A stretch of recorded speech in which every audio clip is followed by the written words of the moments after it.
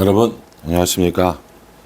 3월 24일 화요일 넘치는 우리 교회 매일 묵상 시작하도록 하겠습니다. 오늘 본 말씀은 요한복음 16장 1절부터 15절까지 말씀입니다. 예수님께서 제자들을 이 땅에 두시고 하나님께로 가는 그 상황인 거고, 제자들이 이 일로 인해서 굉장히 고민하고 있습니다. 예수님께서는 이후에 이들에게 박해가 있을 것을 아시고 진리의 성령님이 너희를 도우실 것이고 나의 말이 생각나게 하실 것이고 이런 얘기들을 계속해 주시는 거예요. 그러니까 어떻게든지 제자들을 좀 좀 용기를 주고 믿음을 잃지 않고 이렇게 살아가기를 바라시는 것이죠. 그래서 여러 가지 권면도 해주시고 2절에 보면 사람들이 너희를 출교할 뿐 아니라 때가 이르면 무릇 너희를 죽이는 자가 생각하기를 이것이 하나님을 섬기는 일이라 하리라 라고도 이야기해 주십니다. 분명히 박해가 있다라는 거예요. 박해하는 사람들이 제자들을 출교할 뿐만 아니라 또 내가 저 사람들을 죽이는 것, 예수 믿는 사람들을 죽이는 것이 하나님의 일이야 라고 생각하는 사람도 있을 거라는 거죠. 대표적으로 누굽니까? 그게 바울이었던 사울인 겁니다. 그래서 내가 저 사람들을 핍박하고 저 사람들을 죽이는 건 하나님의 일을 하는 거야 라고 생각을 하기 때문에 돌을 쳐서 죽일 수 있는 겁니다. 여러분, 전쟁 중에 가장 무서운 전쟁이 무슨 전쟁이에요? 종교 전쟁이죠. 이 종교 전쟁이 일어나면 정말 사람들은 물불을 가리지 않습니다. 지금 미국하고 이란하고 전쟁을 하고 있단 말이에요. 근데 지금은 미국하고 이란하고 싸우고 있는 거예요. 이게 만약에 기독교와 이슬람의 싸움이다. 그러면 이 문제가 아주 복잡해지는 거겠죠. 자신의 신념을 꺾을 수 없습니다. 믿음을 굽힐 수가 없습니다. 그래서 이렇게 다른 사람들을 죽이는 이 일도 마다하지 않는다라는 것이죠. 문제는 뭐냐면 이게 잘못된 열심이라는 거예요. 하나님의 말씀을 잘못 알았고 예수님을 제대로 알지 못하기 때문에 생기는 이런 문제들로 인하여서 이 사람들이 하나님에 대한 열심이 잘못된 열심으로 다른 사람들을 죽이는 데까지 나아갔다라는 것이죠. 제자들에게 이런 것들이 있을 거라는 것을 알려주십니다. 그리고 앞으로 이런 일이 있을 건데 내가 미리 말해두는 거야. 나중에 이거 다 기억날 거야 라고 이렇게 얘기하는 거죠. 제자들은 지금 예수님이 어디로 가신지도 몰라요. 자기네들 두고 간대요. 핍박이 있을 거래요. 그러니까 뭐라고 이야기하냐면 마지막에 6절에 보면 도리어 내가 이 말을 함으로 너희 마음에 근심이 가득하였도다 이렇게 얘기합니다. 근심이 가득해요. 예수님께서 오셔서 왕이 되어주시고 자기들에게 한 자리 떼어주실 줄 알고 그런 생각도 안 해본 것도 아니었는데 이제 예수님께서 하나님께로 간다고 그러고 자기들은 두고 간다고 그러고 핍박이 있을 거라고 하니까 제자들 마음속에 근심이 가득한 겁니다. 그래서 예수님께서 이 제자들의 마음에 근심이 가득한 것들을 어떻게 해결해 주시느냐? 7절에 그러나 내가 너희에게 실상을 말하노니 내가 떠나가는 것이 너희에게 유익이라. 내가 떠나가지 아니하면 보혜사가 너희에게로 오시지 아니할 것이요 가면 내가 그를 너희에게로 보내리니 이렇게 얘기합니다. 예수님께서 하나님께로 가야 진리의 성령님이 오실 거고 그 진리의 성령님이 오셔서 너희를 도울 것이며 의에 대해서 그 죄에 대하여 의에 대하여 심판에 대하여 세상을 책망하려는 일들을 하실 것이다 라고 말씀해 주세요. 예수님께서 하나님께로 가시지만 하나님께로 가시면서 성령님을 이 땅에 보내주셨기 때문에 그 성령님의 능력을 힘입어서 우리가 살아간다 라고 이렇게 말씀해 주시는 거예요. 여러분 누군가 어떤 상황에서 누가 저한테 기도 제목이 뭐예요? 라고 물어보신다면 저는 여러 가지 있겠지만 1번으로 항상 이야기하는 게 뭐냐면 성령의 충만입니다. 성령님이 임하시면 성령님의 권능을 우리가 받으면 내가 내 힘으로 하지 않고 내가 할 수 없는 일들을 하고 내가 할 수 없는 일들을 하더라도 힘들이지 않고 할 수 있는 거예요. 성령님이 우리를 도우시기 때문입니다. 또요, 말을 하고 복음을 전하는 것도 내가 내 말을 하는 것이 아니라 하나님이 성령님을 통해서 내 마음을 감동하게 하셔서 그 말씀을 전하게 하시는 겁니다. 자, 여러 번 말씀드렸지만은 성령님은 힘이나 에너지는 아닙니다. 우리가 보통 뽀빠이 시금치 먹듯이 성령님으로 충만해지면 에너지가 빡 차서 뭔가 능력을 베풀고 이렇게 생각하는 일들이 많이 있거든요. 그래서 잘못된 성령에 관한 인식이 있어서 힘과 에너지로 채워지는 것 같은 그런 이미지를 줄 때가 있지만 성령님도 삼위 하나님 중에 한 분이시고 인격이 있으신 하나님이시고 그래서 우리와 교제하기를 원하시는 겁니다. 뭐 성령 받아라 하고 소리 질러서 성령이 받아지는 게 아니라 성령님을 내 안에 요청하는 거예요. 초대하는 겁니다. 충만을 구하고 이런 능력을 구할 때 성령님께서 우리에게 그 충만을 주시고 능력을 주신다라는 것이죠.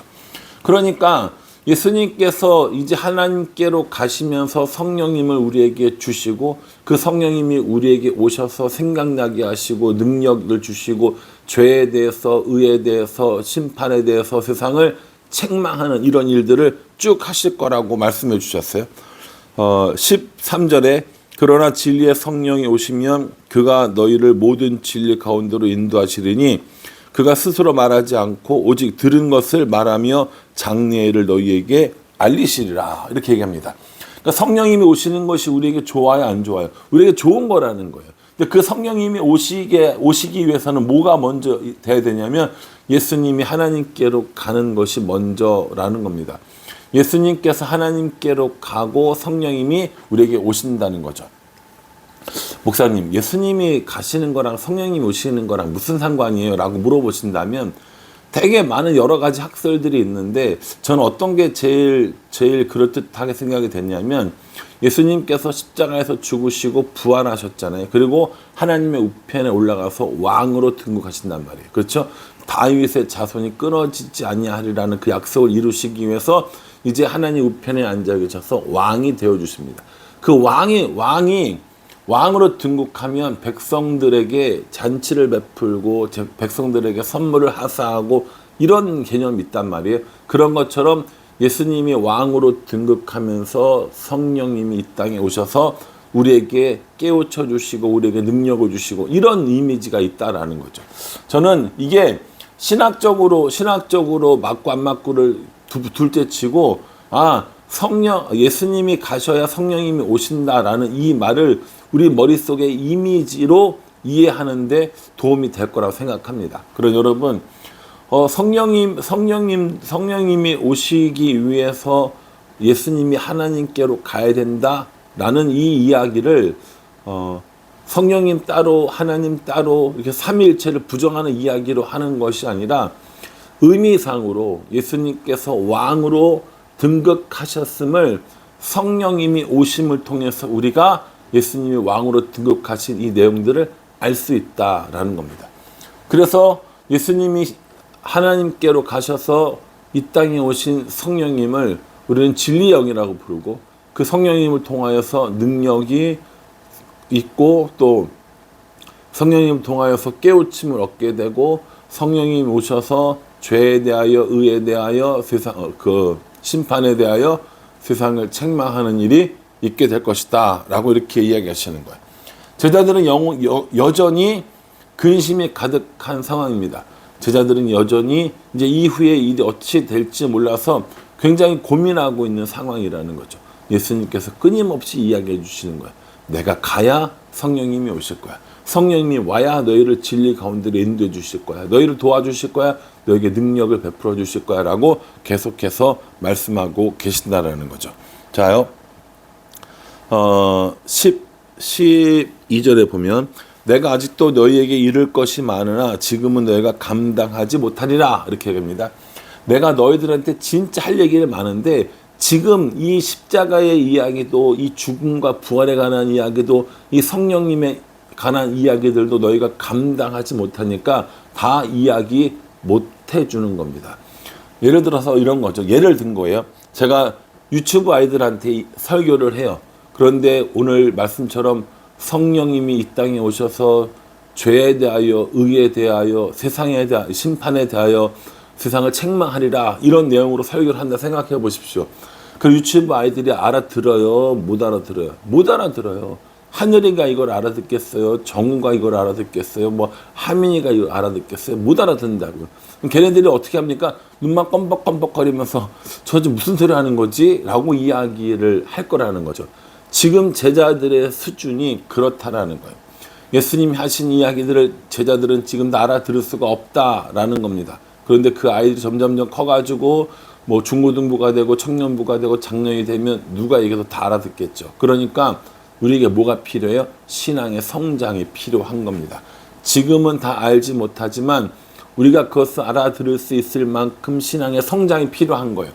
그 신앙 성장을 위해서 뭘 해야 돼요? 열심히 신앙생활하고 교회 생활하고 봉사활동하고 아니라니까요. 그게 아니에요. 진리의 성령님이 필요합니다. 우리가 지금은 알아듣지 못하고 지금은 이해하지 못하는 이 모든 것들은 시간이 지나면 차차 깨달아지겠지, 뭐 나이를 더 먹으면 깨달아지겠지가 아니라 교회 사역을 많이 하고 직분을 맡으면 깨달아지겠지, 목사가 되면 깨달아지겠지가 아니라 성령님이 필요하다는 겁니다. 성령님이 우리로 하여금 깨우쳐지게 하고 알아가게 하고 능력을 갖게 할 수 있는 분이시기 때문이라는 거죠. 그러니까 여러분, 이 성령님이 이렇게 중요하다는 겁니다. 성령님이 오셔야 우리는 하나님의 일들을 온전히 할 수 있는 능력을 갖게 되는 것이죠. 지금은 다 알지 못하는 것들을 성령님을 통해서 깨우치게 되고 기억나게 되는 겁니다. 그래서 뭐가 필요해요? 성령의 충만이 필요하다는 겁니다. 성령님의 감동, 성령님의 능력이 필요하다는 겁니다. 내가 모든 것들을 하기엔 난 너무 부족한 거죠. 그런데 성령님의 인도하심을, 성령님의 충만을 구해서 그 성령님과 함께 이 일들을 하면 더 많은 일들을 더 기쁨으로 더 힘들지 않게 해 주실 능력을 주신다는 거예요. 힘이고 에너지여서가 아니라 하나님이 우리와 함께 하시는 실제로 성령님 우리에게 주셨기 때문에 이런 일이 가능하다라는 겁니다. 그러니 우리가 가져야 할 마음은 두려움이 아닙니다. 우리가 가져야 할 마음은 걱정이 아닙니다.